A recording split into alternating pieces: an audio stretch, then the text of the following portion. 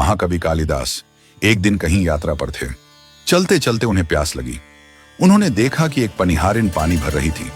कालिदास उसके पास पहुंचे और कहा, माथे, मुझे पानी पिला दीजिए, बड़ा पुण्य होगा। पनिहारिन ने ऊपर देखा और कहा, बेटा, मैं तुम्हें जानती नहीं, पहले अपना परिचय दो, फिर मैं तुम्हें पानी पिला दूंगी। कालिदास ने उत्तर दिया, मैं इस स्थान का मेहमान हूं, कृपया मुझे पानी पिला दें। पनिहारिन मुस्कुराई और बोली, तुम मेहमान कैसे हो सकते हो? संसार में केवल दो ही चीजें मेहमान होती हैं, पहला धन और दूसरा यौवन। इन्हें टिकने में समय नहीं लगता। सत्य बताओ, तुम कौन हो? कालिदास तर्क से पराजित होते हुए कुछ देर चुप रहे, फिर बोले, मैं सहनशील हूं, अब तो पानी पिला दीजिए।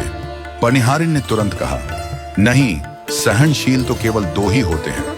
पहला धरती, जो पापी और पुण्यात्मा सभी का बोझ सहती है और उसकी छाती चीरकर बीज बोने पर भी अन्न के भंडार देती है। दूसरा है पेड़, जिसे पत्थर मारो तो भी वह मीठे फल ही देता है। तुम सहनशील नहीं हो सकते। सच बताओ, तुम कौन हो?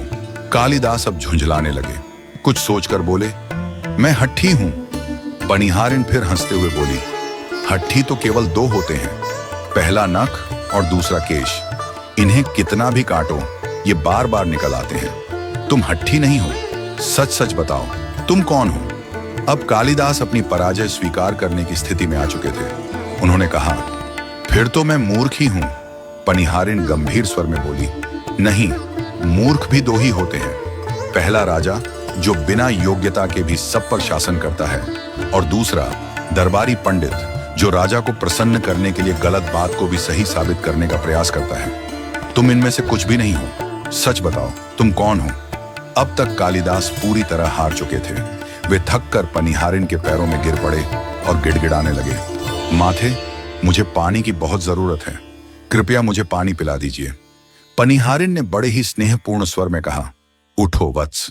आवाज सुनकर कालिदास ने ऊपर देखा तो पाया कि वह पनिहारिन कोई साधारण स्त्री नहीं थी, वह साक्षात माता सरस्वती थी। कालिदास उनकी दिव्य उपस्थिति देखकर दंग रह गए और उनके चरणों में गिरकर नतमस्तक हो गए। मां सरस्वती ने कहा, वत्स, शिक्षा से ज्ञान आता है, अहंकार नहीं। तुमने अपनी विद्या और प्रतिष्ठा को ही सबसे बड़ा मान लिया और अहंकार कर बैठे। इसी अहंकार को तोड़ने के लिए मुझे यह रूप धारण करना पड़ा। याद रखो, विद्वत्ता पर कभी घमंड मत करो। घमंड विद्वत्ता को नष्ट कर देता है। कालिदास को अपनी भूल समझ में आ गई। उन्होंने माता सरस्वती से क्षमा मांगी। माता ने उन्हें आशीर्वाद दिया। कालिदास ने अपनी प्यास बुझाई और फिर सच्चे मन से आगे की यात्रा पर निकल पड़े। हमारे जीवन में विद्या और ज्ञान का बहुत महत्व है, लेकिन इन पर कभी अहंकार नहीं करना चाहिए। घमंड न केवल हमारी विद्वत्ता को नष्ट करता है, बल्कि हमें सच्चा आनंद और संतोष पाने से भी रोकता है।